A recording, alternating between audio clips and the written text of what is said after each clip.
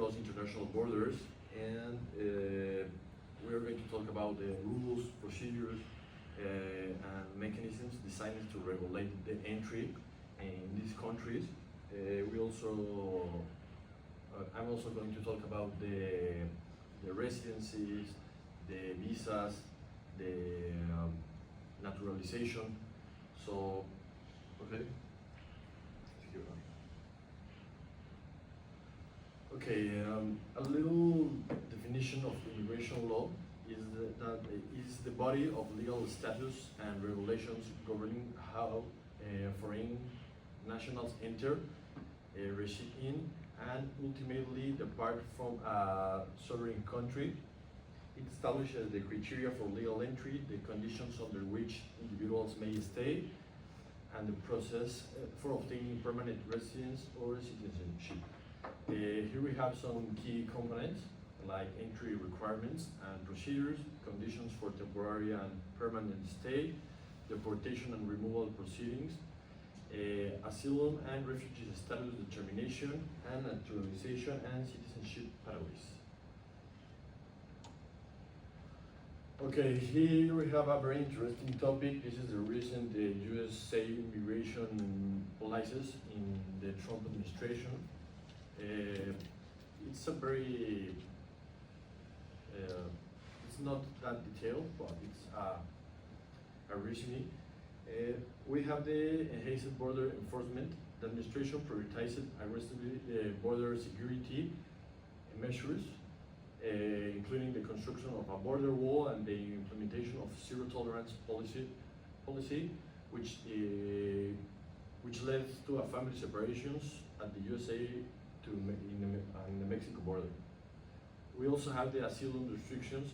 Significant changes were made in the asylum eligibility, making it more difficult for individuals to claim asylum, particularly those who did not apply at the port of entry or passed through another country without seeking protection there.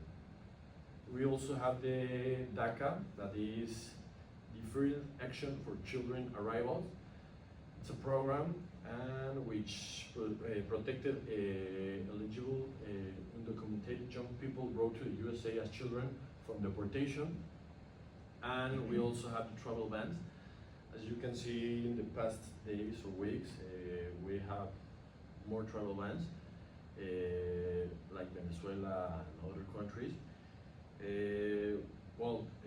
There were several travel bans were implemented, initially targeting individuals from predominantly Muslim majority countries, which faced a number of legal challenges and sparked widespread international condemnation. Here we have a comparison table between immigration in Mexico and United States. In the United States, we have multiple non-immigrant and immigrant visas. In Mexico, we have temporary and resident visas. Talking about the asylum process, in the United States, you must apply from within the USA or at the port of entry. In Mexico, this asylum can be requested at any point.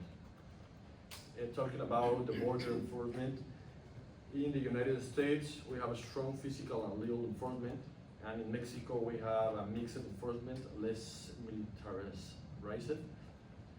In the detention centers, in the United States, is widely used. In Mexico, it's not that extensive.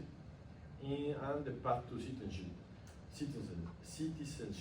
In the United States, it's very complex, as you know, and in Mexico, it's a little bit faster, but it's not that easy. Talking about the residences and legal status in the USA. Well, we have like 4 kind of types. We have the green card, that is a permanent resident card here in the United States. It grants permanent residency in the United States, allowing foreign nationals to live and work indefinitely. Holders enjoy most rights of the US citizens, with the main exception of voting in federal elections. We also have the naturalization. This process, in which a green card holder becomes a US citizen, generally this requires 5 years of continuous permanent residence here in the United States, or 3 if you're married to a USA citizen, alongside other requirements like good moral, etc. We also have the TPS. It's a temporary protected status.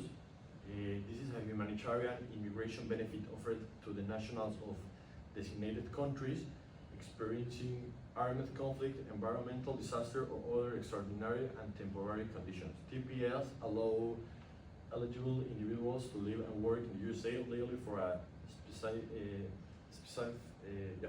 for a short period. Well, the last one, the temporary visas.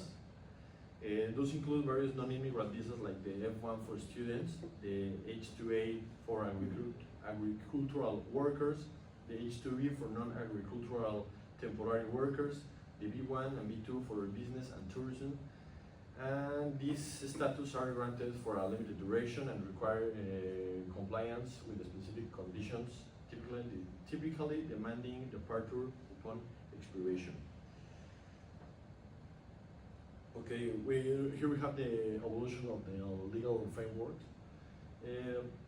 The dynamic legal field. Immigration law is not static, as you know. It constantly adapts to global events, societal shifts, and political priorities, making it a particularly dynamic and impactful area of legal policy. We also have the humanitarian imperative.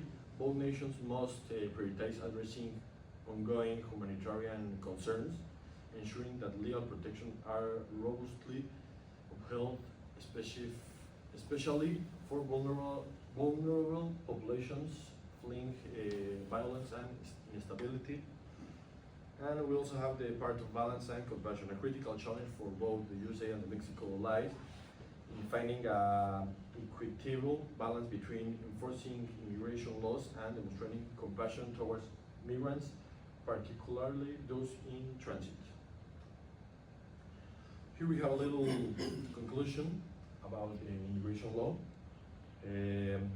Well, talking about the United States, these recent advancements, including the DACA protections and improving transparency in asylum procedures, the USA continues to offer diverse visa pathways, yet faces persisting challenges like bureaucratic backlogs and politically polarized environment hindering comprehensive reform.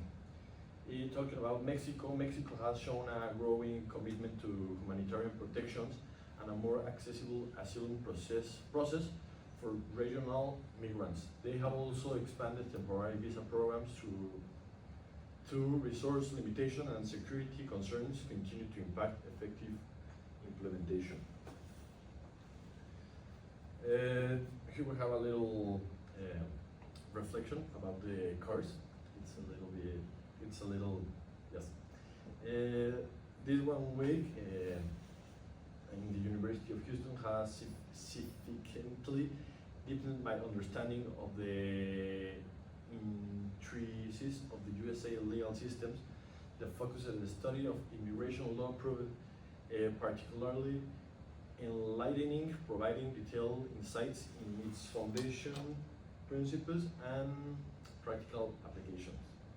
Also, the comparative analysis with Mexico immigration legal framework was an instrumental in broadening my perspective on global legal systems. I extend my sincere gratitude to all the distinguished professors and all the participants in this course, and I think that's it. Thank you.